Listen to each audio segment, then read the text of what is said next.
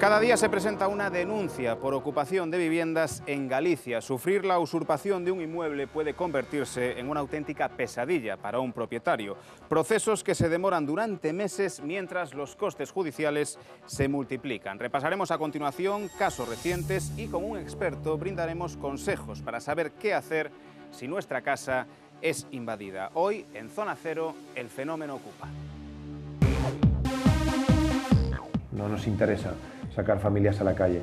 Nosotros somos especialistas en gente que extorsiona, amenaza, entra para robar. Si nos estamos enfrentando a mafias, pues hay veces que nos encontramos con cosas feas que nadie normal iría a ver qué pasa. Pero esto fue gentuza, esto no eran personas. Hemos venido con un contrato y no la vamos a desalojar porque no tenemos dónde ir, que nos vamos a la calle. Se cae a cachos, el tejado, unos golpetazos, unos pedazos de cachos que se nos caen, que se nos cogen, manda para allá para el cementerio.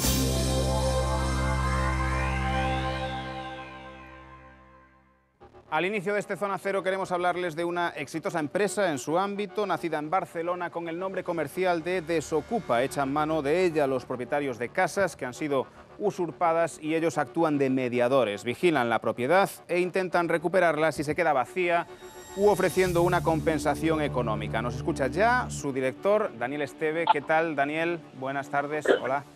¿Qué tal? Buenas tardes. Bienvenido a Zona Cero. Con este método de actuación aseguráis resolver en Desocupa 8 de cada 10 casos que os encargan. ¿Podemos decir que cada vez hay más gente que recurre a vuestros servicios? Sí, desde luego. Mira, te voy a hablar de números que creo que es lo que más va a interesar. Desocupa lleva casi 1 año y medio en funcionamiento y empezamos con 5 llamadas a la semana y a raíz de hacernos conocidos en Barcelona por una intervención bastante famosa en Gracia y salir en prensa y la persecución del ayuntamiento, hemos pasado a 90 llamadas al día. O sea, vamos saturados. Ahora mismo Desocupa tiene el problema que no puede hacer frente a la demanda que tiene. De ahí que estemos ya formalizando la expansión con 8 franquicias por todo el territorio, porque de momento, claro, nos toca viajar a nosotros. Así que fíjate el cambio, de 5 a la semana, 90 al día, más correos electrónicos. Y visitas en la página web, en 4 meses llevamos 118.000. O sea que realmente esa es la problemática actual en España.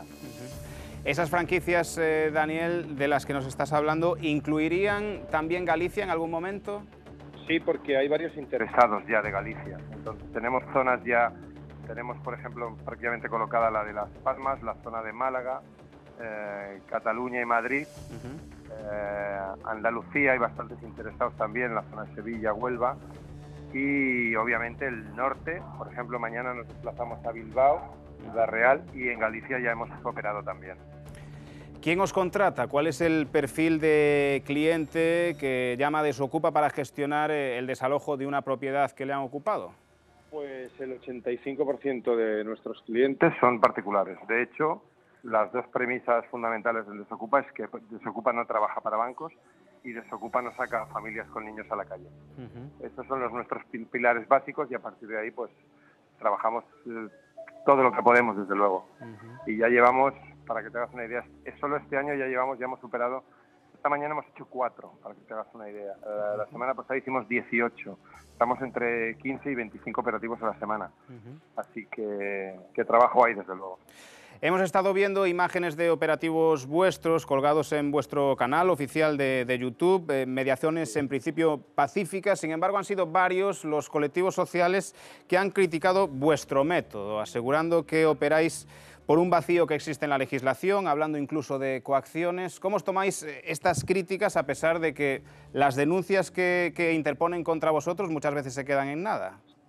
Pues mira, me lo tomo realmente, como te lo voy a decir, me lo tomo a la risa, porque a día de hoy Desocupa tiene 2 denuncias, de las cuales una la hemos ganado con sentencia firme, que la ganamos la semana pasada, y la otra es la sentencia que, bueno, la demanda que es falsa, donde se persona el Ayuntamiento de Barcelona con un colectivo Proocupa, donde obviamente vamos absolutamente a ganar y cuando tengamos esa sentencia nos pasearemos por las televisiones y los platos de radio para desacreditar a la gente que falsamente nos acusó. Porque obviamente Desocupa no comete ninguna ilegalidad. De hecho, Yo, siendo uno de los socios y dueños fundadores de la empresa, dirijo los operativos precisamente para no tener ningún tipo de problema con nadie. Así que es absolutamente todo falso. Estamos muy bien asesorados, conocemos perfectamente la legislación y de ahí no nos movemos. Otra cosa es que por un tema político, ¿vale?, haya colectivos a los cuales Desokupa ahora mismo le moleste. Pero bueno, es obvio porque, sin ir más lejos, todo el mundo sabe, la señora Ada Colau, la alcaldesa de Barcelona, es Procupa, la señora Carmena es Procupa. Entonces, hay en ciudades de España donde se nos intenta dificultar más nuestro trabajo, cosa que tampoco están consiguiendo, porque nosotros en silencio vamos trabajando, ya te digo, de 18 a 25 operativos no bajamos todas las semanas y tenemos un 97% de éxito, con lo cual que algo estamos haciendo bien. Supongo, Daniel Esteve, con el que estamos hablando en este Zona Cero, director de operaciones de Desokupa, que muchas familias, muchos clientes de los que tenéis acuden a vosotros para ahorrarse el mal trago de un desalojo. Supongo que para ellos es importante recuperar la vivienda cuanto antes. ¿Existe un compromiso por parte de Desokupa temporal de recuperar la vivienda en el menor tiempo posible? No. Nosotros cuando nos contrata alguien, lo primero que decimos es que no garantizamos el éxito, pero que tenemos un porcentaje altísimo de éxito. Una cosa no significa la otra. Vamos a intentar recuperar el piso como si fuera nuestro, pero eso no quita que en alguno de los operativos, sobre todo en barrios Procupas, se pueda complicar un operativo, simplemente porque es muy fácil. Mira, te pongo un ejemplo. Hay barrios como Gracia o Arrabal en Cataluña, ahí en Barcelona, que están ocupados el 30% del barrio. Pues se entiende que a nosotros hemos salido tanto en televisión que ya nos reconocen. Entonces, cuando nos localizan en un operativo nuestro, hacen un llamamiento por Twitter o como sea, e intentan que se persone la máxima gente posible para boicotear nuestros operativos. Pero bueno, seguimos operando bastante bien, desde luego. ¿Y cuáles serían las tarifas de Desokupa? Entiendo que dependerá de la complejidad del operativo que realicéis. Absolutamente, no, absolutamente. Son presupuestos a medida, son a partir de 3.000 euros y en función del conflicto que haya en cada piso, pues hace que suba o baje el precio. A partir de 3.000 euros. Daniel Esteve, director de operaciones de Desokupa, muchísimas gracias por atender la llamada de Zona Cero. De nada, vosotros por llamar. Gracias. Un saludo. Muy amable, un saludo. Seguimos en este Zona Cero porque para saber cómo actuar si somos propietarios de una vivienda ocupada y también cuál es la legislación que atañe a estas usurpaciones de una propiedad privada, nos acompaña ya en plató el abogado especializado en Derecho Urbanístico de Eugenio Moure Abogados, David Arjones. Bienvenido. Muchas gracias. Buenas tardes. Buenas tardes, gracias por acompañarnos. Tardes para los de Facebook, noches para los de V Televisión, que aquí hay que tenerlo todo en cuenta. Empecemos por el principio, ¿no? ¿Qué sería, según la ley en la mano, una ocupación y qué castigo conllevaría en principio? Una ocupación podemos verla desde un punto de vista civil y desde un punto de vista penal, que es lo más habitual. Desde el punto de vista penal estaríamos dentro de un delito de usurpación de un bien inmueble y estaría castigado con una pena de multa de 3 a 6 meses en función de las circunstancias del caso concreto ante el que nos encontremos. Después hay una vía civil, donde entenderíamos que hay un ilícito penal, que llamamos, y donde la única diferencia, conseguiríamos el desalojo igualmente, pero no habría ese castigo al ocupante, no habría ese castigo penal, que sería en este caso la multa. Claro, yo no sé si la justicia y la sociedad civil se dan la mano, a veces sí, a veces no. Lo digo porque por lo menos formalmente podemos hablar de diferentes tipos de ocupaciones, ¿no? Me voy a ir explicando. Algunas socialmente incluso pueden estar más aceptadas que otras. Es decir, mucha gente podría entender pues, que una promoción inmobiliaria grande, totalmente inacabada, que nunca vivió nadie, o un enorme edificio público que está sin uso, pudiera ser ocupado por alguien sin recursos, ¿no? Pero creo que muy poca gente o casi nadie estaría a favor o apoyaría pues, que la casa particular de una familia fuese usurpada, ¿no? ¿Distingue la ley de alguna manera estos casos diferentes? Sí los distingue. De un lado hay que tener en cuenta lo que es la ocupación en sí o el delito de usurpación, solo se refiere a bienes que no están siendo habitados. Es decir, en el caso típico que tiene salido en la prensa de una familia pues, que se va de vacaciones 15 días y al regresar se encuentra con la vivienda ocupada. Técnicamente eso no es una ocupación, sino entraríamos dentro de un allanamiento de morada, que tiene una pena mucho más grave, que iría ya de 6 meses de prisión a 2 años, pudiendo llegar a 4 en caso de que exista de que se cometiera violencia o intimidación. Pero no obstante, dentro de lo que es el delito de usurpación, sí que se contemplan estas circunstancias y son las conocidas como agravantes, atenuantes, eximentes en el lenguaje jurídico, en función de las circunstancias tanto de la persona que ocupa como del propietario. Obviamente no es lo mismo si nos encontramos ante una segunda residencia de un particular que ante una vivienda de un banco que tiene desocupada pues porque no quiere alquilarla y porque no quiere venderla al bajo precio que se vendería a día de hoy. Y del otro lado no es lo mismo que el ocupante sea una familia con hijos menores que no tiene recursos y que se ve la necesidad de buscar un techo pues ocupando una vivienda. Obviamente también hay ocupaciones que no son de estas características, sino que son ocupaciones de personas que, aunque resulte extraño, pues que tienen propiedades y que deciden pues ocupar para sacar la rentabilidad a la propiedad que tienen o que ocupan para realizar en esa vivienda ocupada pues tráfico de drogas, otro tipo de actuaciones. Y claro, el punto de conflicto, digamos, iniciático entre quienes ocupan el inmueble y su dueño legítimo llega cuando el titular de la propiedad la reclama, ¿no? ¿Cuáles son los primeros pasos? Imaginemos pues, que hay alguien que tiene pues, su segunda residencia ocupada, tiene una propiedad ocupada. ¿Qué es lo primero que debe hacer alguien si ve que una propiedad suya está siendo ocupada? ¿Los primeros pasos? Los primeros pasos, sobre todo, pues echar mano de las autoridades. Sobre todo porque si nos damos cuenta que la vivienda está siendo ocupada en el mismo momento en el que lo está siendo, bueno, a las horas posteriores, si llamamos a la policía y acude, nos encontraríamos ante un delito flagrante. Un delito flagrante de usurpación, incluso delito de daños también, y la policía podría actuar. Una vez que pasan esas primeras horas de ocupación, la única forma de echar a estas personas sería por una vía judicial, recurriendo a los tribunales. Es decir, el resto de modos imaginables para echar a una persona, un ocupa, por así decirlo, de la vivienda, ya serían transgrediendo la ley por parte de la persona que los va a echar. Pero con la ley en la mano habría que ir a un procedimiento judicial. Vamos a ir ilustrando este fenómeno ocupa del que está tratando este Zona Cero con casos que tenemos. Es el caso de Antonio Vázquez, un emigrante retornado de Venezuela que esperaba poder alojarse con sus hijos en 2 viviendas en las que había invertido todos sus ahorros. Sin embargo, no fue precisamente eso lo que ocurrió en Eirís, A Coruña.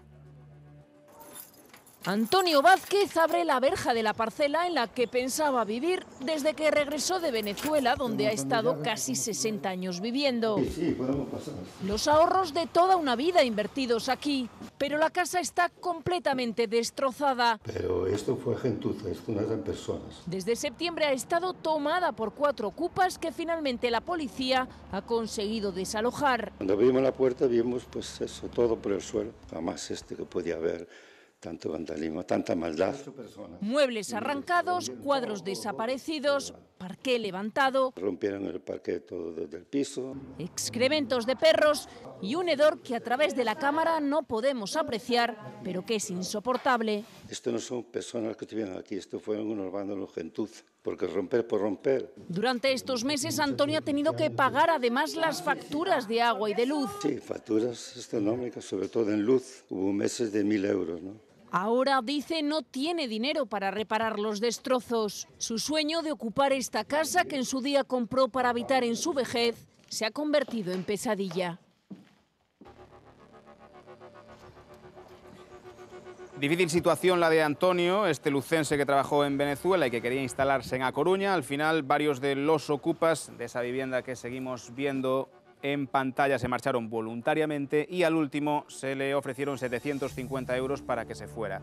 Un caso David, el que hemos estado viendo, que nos da pie a hablar de otras muchas cuestiones relacionadas con la ocupación. Por ejemplo, la mediación, ¿no? Que fue un poco a lo que recurrió Antonio, intentar llegar a un acuerdo entre propietario y ocupa.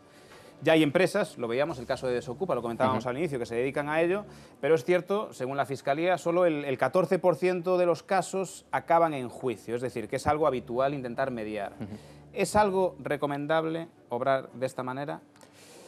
Sí, desde mi punto de vista, lo primero que hay que hacer es acudir a los tribunales.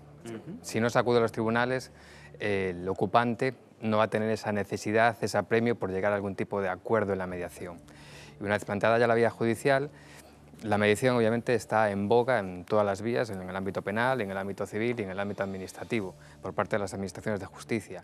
Yo lo considero adecuado, es decir, intentar mediar. Ahora bien, aceptar el pago de cantidades económicas a cambio de la salida de la vivienda, no voy a pronunciarme si es lo más adecuado o no, es decir, queda, es una valoración de los costes por parte del propietario. Si prefiere tener más costes, es decir, pagando esta indemnización, entre comillas, injusta para muchos, o no abonarla y esperar a que sea una sentencia judicial con el consabido plazo de tiempo que va a tardar, que sea la sentencia que saque a estas personas del inmueble.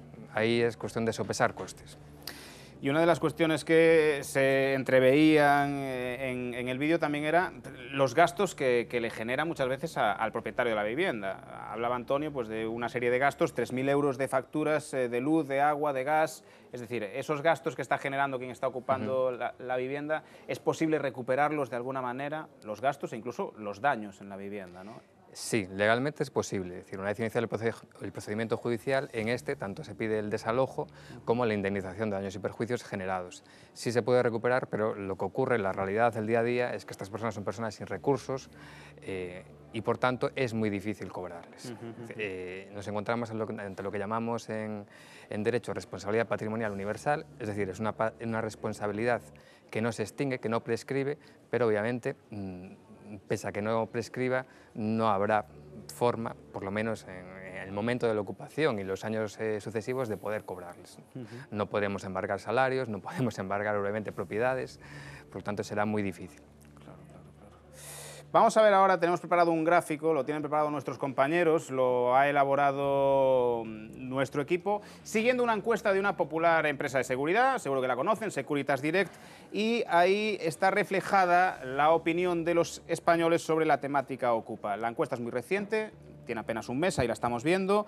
81,13% se siente desprotegido en caso de ocupación de su vivienda, 9 casi de cada 10 piden cambiar la ley inmediatamente, un 38% casi seguiría los trámites legales, 27,14% intentaría echar a los ocupas por sus medios, 1 de cada 4 contrataría a una empresa privada y un casi 16% negociaría la marcha con los ocupas. Decimos, David, casi 9 de cada 10 cree que la normativa favorece de alguna manera a los ocupas o incluso abogaría por cambiarla. Es subjetivo valorar la dureza o no de la ley, pero sí que es cierto que hay una cuestión que es muy clara y que yo creo que genera bastante desgaste en el propietario, que es el tema de los plazos, ¿no? Que se pueden alargar muchísimo. ¿A qué se debe que se prolonguen tanto los desalojos de una vivienda?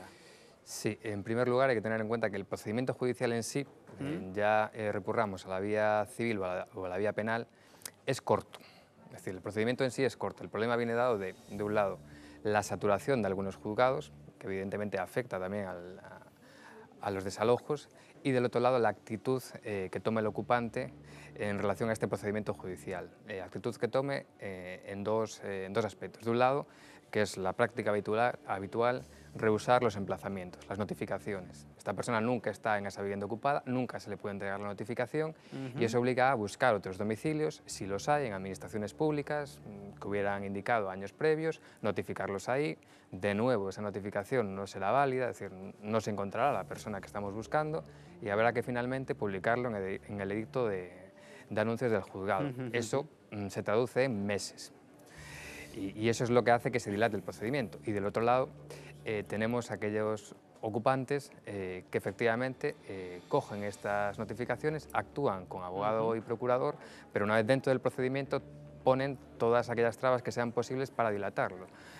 Recursos cuya viabilidad es escasa o nula antes de interponerlos y algo muy habitual es que estas personas, como tienen bajos recursos, que acudan a abogados de oficio y que pues, utilicen la artimaña de el día antes del juicio o el día antes del lanzamiento pedir el cambio de abogado porque no se sienten bien representados. Eso implica pues suspender el acto de juicio, suspender el desalojo de los ocupantes en su caso y dilatar.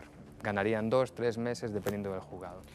Procesos que se alargan, como está indicando el abogado David Arjones aquí en plató, que incluso se eternizan, como en el caso que vamos a mostrarles. 10 miembros de una familia que llevan más de una década viviendo en un edificio ruinoso, curiosamente a escasos metros de los juzgados de A Coruña. En el barrio sospechan que el constructor que se hizo con el inmueble les ofreció un alquiler para forzar la marcha del resto de los inquilinos. Ellos aseguran que todo es legal, mientras, eso sí, la casa se les cae a cachos.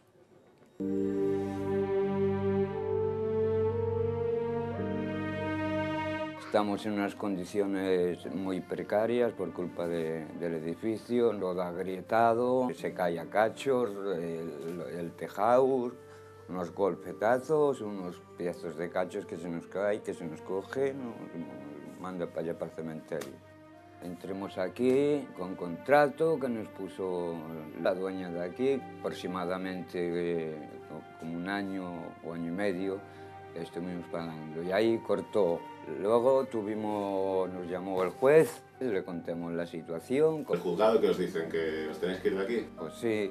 ¿Tenéis algún otro sitio a donde ir? Pues de momento ninguno. Yo creo que están viniendo muchas ayudas para las personas necesitadas y no estamos recibiendo nada. Nosotros llevamos casi 13 años aquí. Con los vecinos muy bien, nos aprecian todos, los taxistas y todo.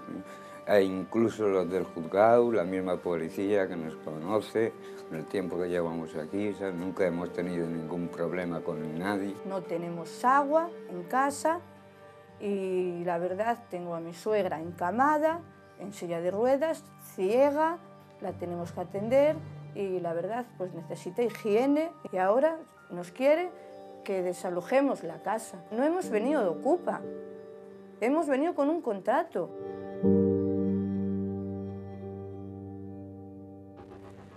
Un trasfondo, el de la especulación, que también a veces aparece ligado al tema de los ocupas. David, pues empresarios y fondos de inversión que se hacen con edificios de renta antigua, ¿no? Que hemos visto en numerosos programas de investigación periodística que fuerzan a marcharse a los inquilinos con artimañas para hacerse de oro con una nueva construcción, promociones enteras en manos de bancos, mafias que ocupan edificios y después realquilan. Y todo esto en una España en la que, según el INE, tenemos 3 millones de viviendas vacías. Yo no sé si todo esto es un caldo de cultivo casi perfecto, es decir, si fomenta un poco este parque de viviendas que haya casos como estos. Sí lo fomenta y sobre todo porque lo que hace es que la ocupación sea más fácil. Más fácil por dos razones. Porque obviamente hay más viviendas y las características de estas viviendas pues permiten que la ocupación sea más sencilla. Hablamos de edificios enteros, hablamos de urbanizaciones enteras que o están finalizadas completamente o están próximas a la finalización y por tanto no hay vecinos que molesten para realizar la ocupación, que molesten en el día a día, no hay vecinos que avisen a la propiedad para que tome acciones y de otro lado lo que es la propia propiedad. Estamos hablando de urbanizaciones, de edificios que son propiedad de bancos, que muchas veces son propiedad de inmobiliarias que están en un proceso concursal y que por tanto hay una limitación de actuación, porque estamos en concursos de acreedores que están abocados a la liquidación, pero hasta en tanto en cuanto esta no se produzca, el propietario es abstracto, por así decirlo, porque el propietario real, que sería la inmobiliaria, no va a actuar, porque obviamente no va a tener en el futuro ese bien, con lo cual le es indiferente a la existencia de ocupas o no. Y de otro lado, los propietarios futuros, que serían normalmente los bancos, tampoco pueden actuar, porque obviamente no están legitimados porque no son propietarios, con lo cual generamos las condiciones idóneas para que una persona ocupe y durante los primeros días de ocupación, que son los, entre comillas, más importantes, tenga una ocupación pacífica, por así decirlo. Vamos a ponerle cifras a la ocupación en Galicia. Son datos de la Fiscalía General del Estado y se corresponden a 3 años, del 2013 al 2015. Vamos a verlo en imagen. Pontevedra sería la provincia más afectada, 474 denuncias, querellas o atestados en este sentido de la ocupación, seguida de A Coruña con 377, 163 en Lugo y 95 en Ourense. En total, 1.139 en esos 3 años. El titular, lo comentábamos al inicio del programa, aproximadamente una ocupación es denunciada cada día en Galicia. Y vamos a ver a continuación unas imágenes para hacernos una idea pues, de la realidad, ¿no? De lo que lleva a qué extremos llega la usurpación de viviendas. Lleva a veces a medidas desesperadas, como podemos ver, es el caso que estamos viendo en Lugo. Una mujer que heredó esta casa familiar que estamos viendo en la zona de Garabolos, decidió tapiar por completo la vivienda en la que nació y se crió de joven. Ventanas, puertas, cualquier acceso se ha cerrado con ladrillo y cemento hasta el punto de que todos los muebles se han quedado dentro. Una decisión motivada por la heredera tras sufrir 2 usurpaciones. Es un ejemplo, David, de lo que los propietarios son capaces de hacer para no tener que enfrentarse al mal trago de una ocupación, evitarse esa espera, ese gasto de dinero en trámites judiciales. Y vamos un poco a tu experiencia, ¿no?, en este tipo de casos y sobre todo al tiempo, no sé si podemos hacer una media, al tiempo medio que pueden tardar en recuperar la propiedad los propietarios afectados por este tipo de casos. Supongo que lo comentabas, ¿no?, depende del juzgado, depende de la saturación, depende de muchos factores, pero en todo caso, ¿podemos decir que no es un periodo corto? Sí, sí, un periodo corto no es.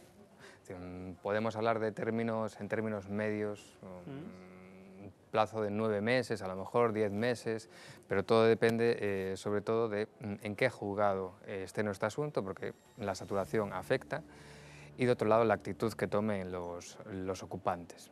Lo que hablábamos antes de los emplazamientos, si lo rehúsan, si no, y después una vez que actúan en el procedimiento, si deciden poner trabas o al contrario, pues dejar que el procedimiento siga su camino, siga su curso.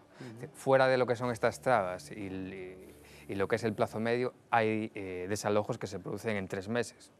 Y en 4 meses. Obviamente no estamos hablando de los plazos de tiempo que manejaba al comienzo de Desocupa, que hablaba de 2 días, que se consigue el desalojo. Obviamente eso en la justicia, acudiendo a los tribunales, no es posible. Pero claro, bueno. También esa opción cuesta como mínimo 3.000 euros recurrir a ella. Sí.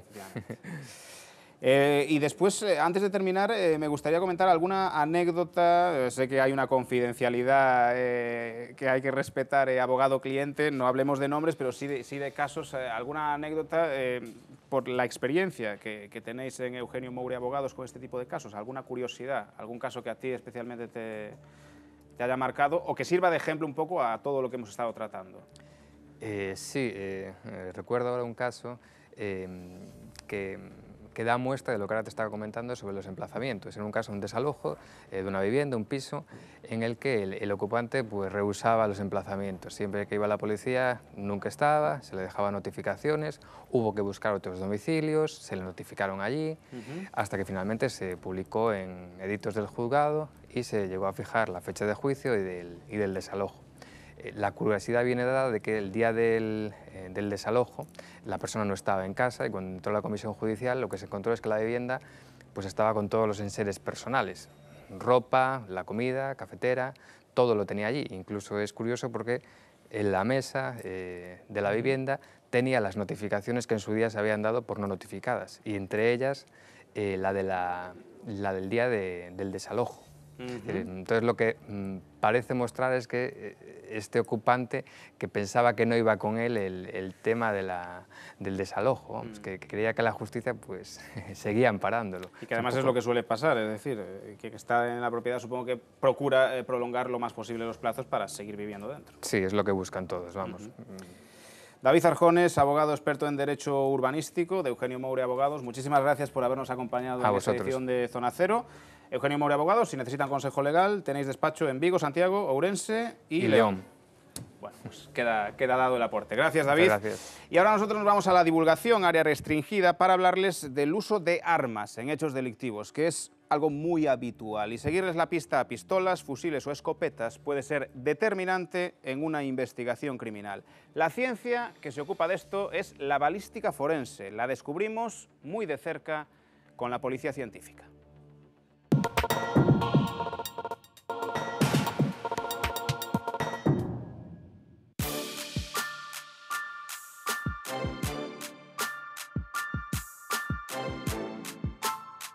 Estudiar el arma, identificarla, hacer unas pruebas de disparo, primero en vacío, para ver si funciona. Comprobamos que en vacío funciona.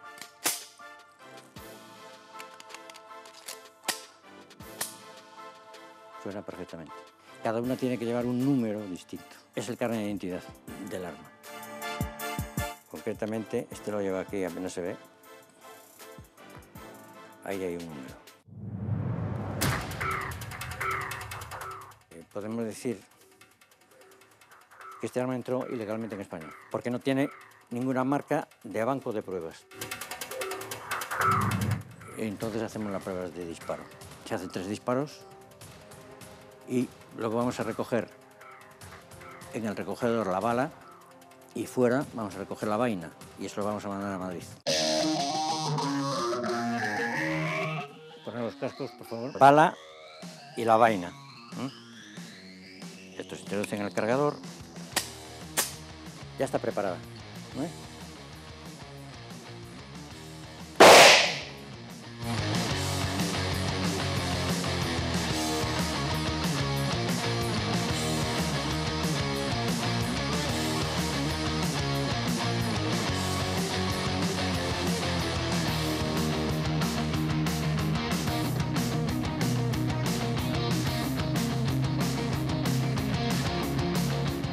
Cualquier arma deja unas marcas identificativas tanto en la bala como en la vaina. Y estas son las fundamentales. Aquí es donde picó la aguja. Y eso a través de microscopios de comparación se va haciendo en los estudios pertinentes. Son sensibles a las marcas. Incluso con la uña podríamos dejar una marca que equivoca.